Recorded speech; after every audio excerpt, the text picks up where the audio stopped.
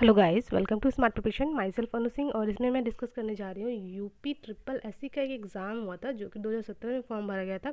और एग्ज़ाम ये 19/5/2019 को एग्ज़ाम हुआ जूनियर असिस्टेंट का विशेष चयन के लिए।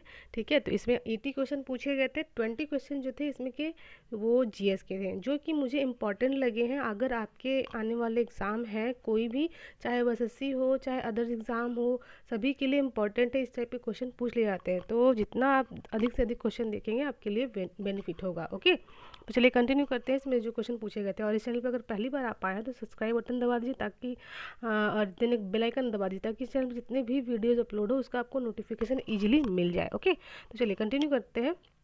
और इस चैनल पे जितने भी एग्जाम होते हैं उसका question paper with analysis with answer आपको मिलेगा। साथ ही साथ जितने भी इंपॉर्टेंट टॉपिक्स हैं, चाहे वो मैथ हो, रीजनिंग हो, जीएस हो, सभी मिलेंगे। तो चलिए कंटिन्यू करते हैं। पहला क्या पूछा गया था कि निम्नलिखित में से कौन सा प्रभावी निर्णय लेने में बाधा नहीं है। तो ठीक है, देखिए किसमें बाधा नहीं होती है। कोई एक निहित स्वार्थ जो है, ये क्या कोई निर्णय लेने में बाधा होगी? तो ये हो जाएगा इसका ऑप्शन। तो ये तो आपके लिए मान लीजिए इतना इंपॉर्टेंट क्वेश्चन नहीं है, लेकिन सेकंड क्वेश्चन देख लेते हैं। 1 गीगाबाइट में कितने मेगाबाइट होते हैं? आप ठीक है, आप तो डलवाते होंगे नेट, तो आपको किस में मिलता है? जीबी में मिलता है ना, कि हाँ आपको 10 जीबी मिला, आपको पर डे 1.5 जीबी मिल रहा है, इस टाइप है ना। तो 1 जीबी में कितने में एमबी होते हैं? तो ये आपको पता होगा कितने होते हैं।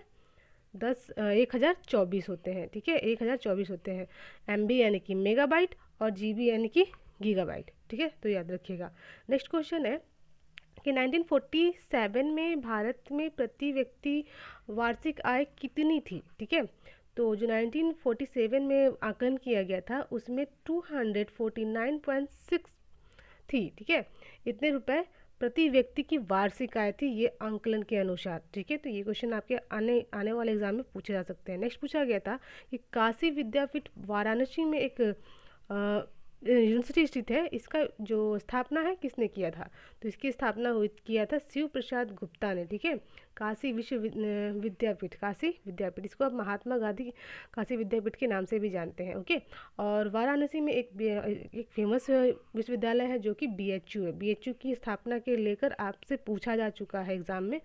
आई थिंक हाँ, आईबी का एग्ज़ाम हुआ था, आईबी का, उसमें बीएचयू की स्थापना से रिलेटेड आपको पूछा गया था, जिसकी स्थापना 1916 में हुई थी और मदन मोहन मालवीय जी ने की थी। ओके, मदन मोहन मालवीय जी ने की थी। ये क्वेश्चन आपके आईबी में पूछा जा चुका है। नेक्स्ट क्वेश्चन है, कुशीनगर बौद्ध के लिए महत्वपूर्ण क्यों है?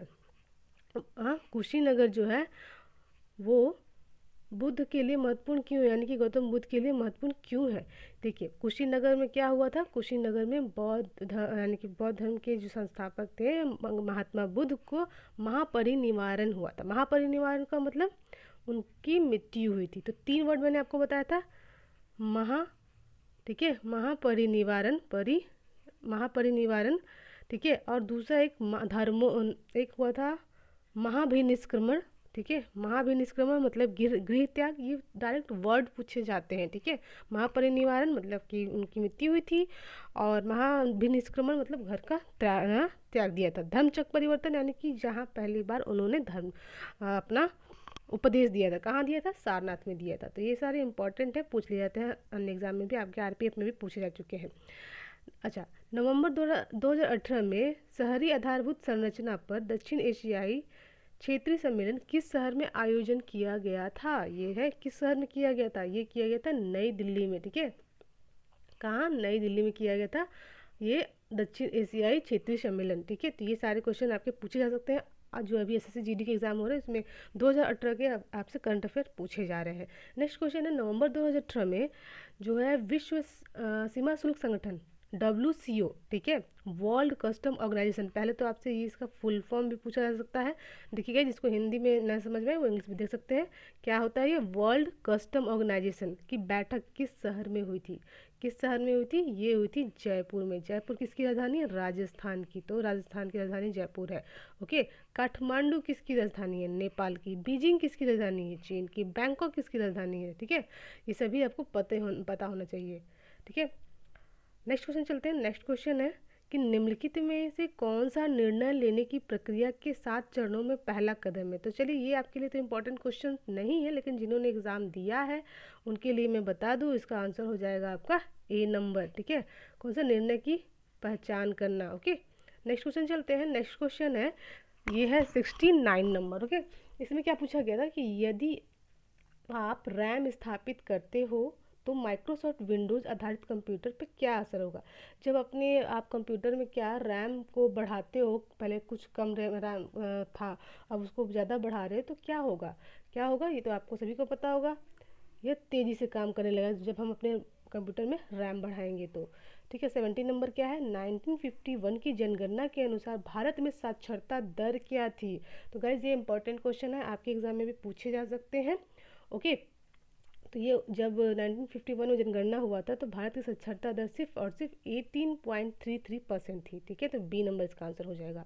नेक्स्ट क्वेश्चन है, उत्तर प्रदेश को सबसे बड़ा उत्पादक माना जाता है किस चीज़ का। देखिएगा ये देखिए, ये क्वेश्चन मैंने कल एसएससी, ठीक है, एसएससी जो जीडी का एग्ज़ाम का मैंने जो क्वेश्चन पूछा गया था उसमें बताया, ये क्वेश्चन पूछा जा चुका है, लेकिन क्वेश्चन पूछने का तरीका अलग था लेकिन क्वेश्चन सेम था। जैसे उसमें पूछा गया था कि 2018 के अनुसार किस राज्य में सबसे अधिक आम का उत्पादन हुआ, तो यूपी में हुआ। और यहाँ पूछा जा रहा है कि 2000 मतलब उत्तर प्रदेश में सबसे ज़्यादा उत्पादन किसका हुआ, आम का हुआ। ठीक है, तो यही क्वेश्चन पूछ लिया गया, तो इम्पोर्टेंट है ये सारे क्वेश्चन।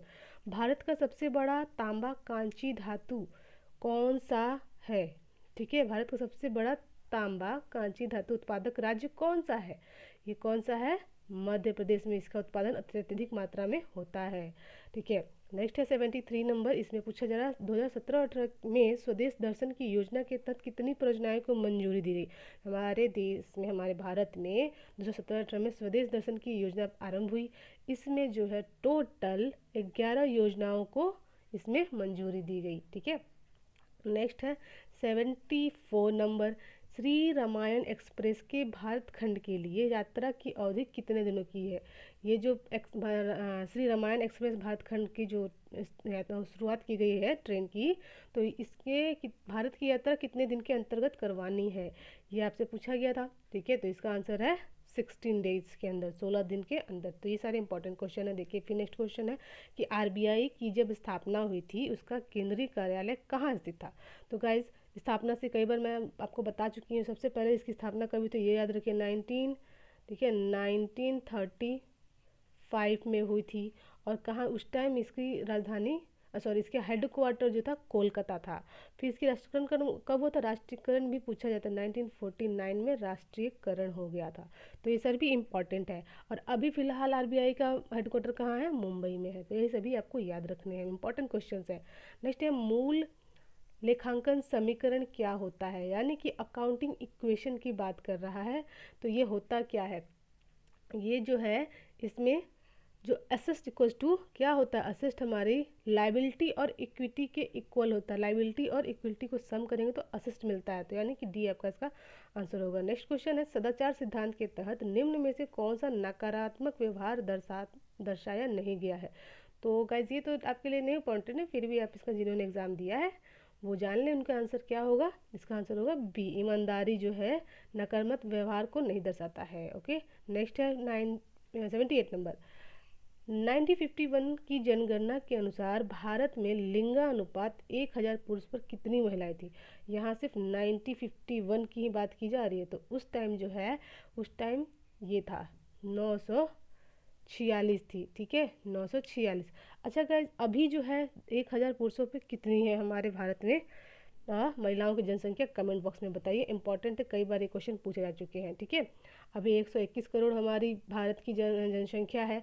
यूपी की जो जनसंख्या है सबसे ज़्यादा है अगर स्टेट की बात करें, और सबसे कम किसकी है, सिक्किम की है। अगर हम घनत्व की बात करें तो कहाँ किसकी है, वर्तमान में बिहार की है।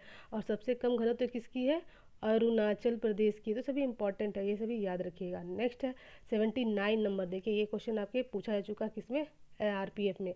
श्री सैलम बांध किस नदी पर बनाया गया है, कि किस नदी पर बनाया गया, कृष्णा नदी पर बनाया गया है। ओके, कहाँ, कृष्णा नदी पर। ठीक है, तो इम्पोर्टेंट है। नेक्स्ट और इसका लास्ट जीएस का क्वेश्चन है, किसी व्यक्ति को सुप्रीम कोर्ट के न्यायाधीश के रूप में नियुक्त करने के लिए नहीं माना जाएगा जब तक कि वो कम से कम कितने साल तक के लिए उच्च न्यायालय में 2 या 2 से अधिक अदालतों में मतलब वकील न रहा हो। तो देखिए गाइस, ये क्वेश्चन आप मेरा कल का जो मैंने एसएससी जीडी का जो किया है ना, क्वेश्चन जो आया है कल के पूछे गए, उसमें ये क्वेश्चन भी थे, बस क्वेश्चन पूछने का तरीका अलग था।